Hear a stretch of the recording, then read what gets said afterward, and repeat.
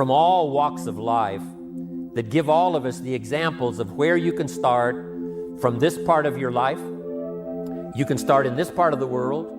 You can start with these limitations, and here's what eventually you can become. That host of testimonials not only gives us the ability to see and imagine that it's possible, but finally to believe that if we took those steps, that if we learned those lessons, that if we developed those skills, that if we used our imagination and our faith, that the same thing that's happened to all of these others whose testimonials we hear, the same thing can happen for you. So that's the power you have, the ability to see, the ability to hear, the ability to comprehend and understand. That's powerful. The ability to believe that it's possible. The ability to evaluate it, what it might mean for you. We hear a testimonial and we say, yes, but how would that apply to me? We have the ability to evaluate that so that we could start right where we are with our own limitations of capital, our limitations of time, perhaps in the beginning when you have to start part-time. But you can do that. You have the power and the ability to do that. You have the ability to see. What a power that is, to see things, to be able to use your mind, to comprehend, to see, to perceive.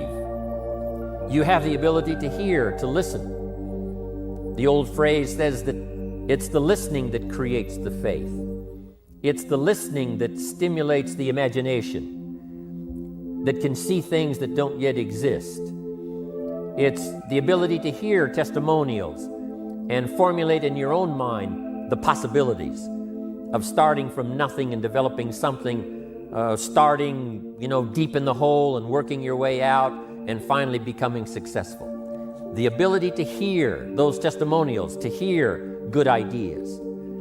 That now creates imagination. Imagination then has the ability to turn to faith.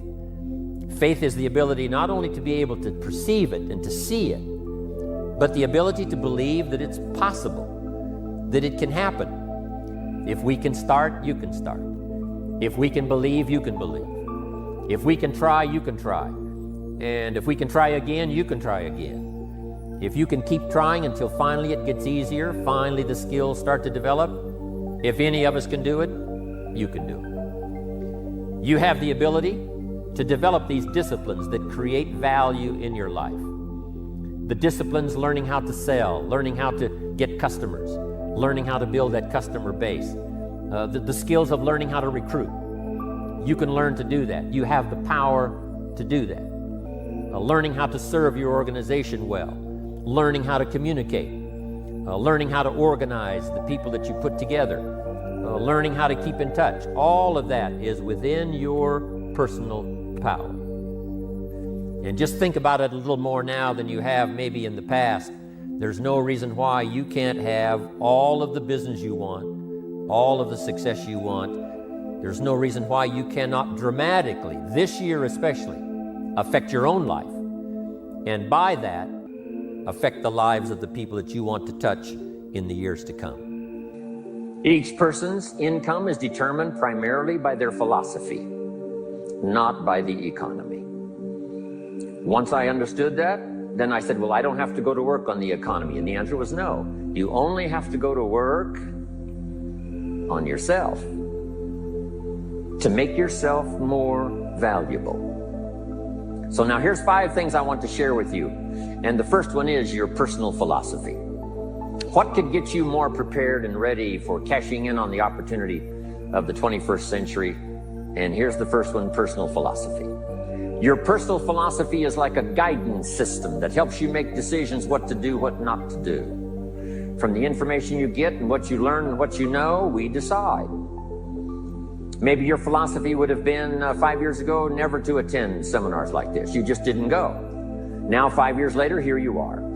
Something happened along the way to change your mindset, saying, hey, for the money and the time, if I just get one good idea and walk away, it certainly is worth the money and the time. So now that little amendment in your philosophy, you now say, I'm going to regularly go, because it doesn't take but a few ideas to make a great difference in your income, personal life, social life, and all the rest. So now you know that's valuable.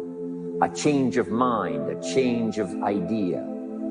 So that's what personal philosophy is all about. The more we learn, the more we know, the better we're able to make better decisions about two major things. Your philosophical guidance system does two things. For your notes, number one, helps you to see the dangers on one side so you can avoid those. But here's what else your guidance system does. Personal philosophy helps you to see the opportunities on the other side so that you can expand those, maximize those. And here's what that's called. The game of life is to minimize the dangers and maximize the opportunities. And the more we know and the more we learn, the more experience we gather in sessions like this, from the sermon on Sunday morning to the books we read and all the rest, helps us to keep continually adjusting our philosophical guidance system so that we minimize more dangers, maximize more opportunities. That's really the game of life. I couldn't put it much more simply. So number one, we're affected by what we know. Now, how do we know more things and learn more things that'll help us readjust our thinking so we can avoid the dangers, maximize the opportunities? Here's number one, learn from personal experience. One way to learn to do something right is what? First, do it wrong, right? Mess up, and then you say, wow, that was costly. I'm never going to do that again. So one way to learn to do it right, first do it wrong.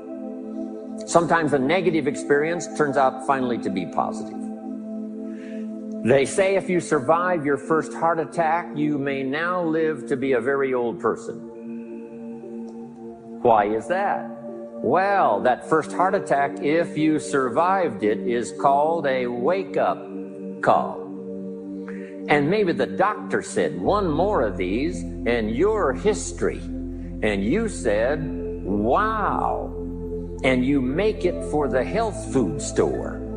And you start reading every book you can find on good nutrition, how to avoid another one of these heart attacks. And you start jogging and start walking and doing all of the stuff. And this total change of lifestyle could now save your life and cause you to live to be a very old person. Here's what my mentor said, that's some of the best advice I ever got. He said, Mr. Rohn, if you will change, everything will change for you. If you'll start making personal changes, your income will change, your health will change, your future will change, everything will change, if you're willing to start making the changes. So sometimes a negative experience now causes us to really make a sudden shift in our philosophical guidance system that says, hey, I'm never going to let this happen to me again. Fantastic. Now here's the next way to learn, and that is to learn from other people's experiences, whether they are negative or positive. It's too bad failures don't give seminars like this. Wouldn't that be good information? Now, we don't want to pay them, so they don't lecture, but their information would be valuable. If you know a guy that's messed up his life for 40 years, you have to say, John, would you spend a day with me? And I will bring my notebook and take good notes. A good-looking guy like you, beautiful family, every reason to do well, threw it all away. Teach me how for the last 40 years you messed it all up. And he tells you, and you take good notes. Learning from the negative side of someone's experience. So, learn number one from your own experiences, learn number two from other people's experiences. If you want to live a dynamic life, multiplying your income, multiplying your future, be a good student. If a good idea comes your way, write it down, then ponder it, then perhaps go do it. Okay. Now, your philosophy comes from what you learn, comes from what you know, comes from other people's experiences. 3 ways now to learn from other people. Here's number one, learn from what you see. One of the great watchwords of these early years of the 21st century, pay attention. If you just watch, you can pick up clues. Success leaves clues. And if you'll be a better observer of the winners and the losers, those that are doing well and those that are falling behind, and just take mental notes and good notes and say, I'm going to adjust what I'm doing based on what I see.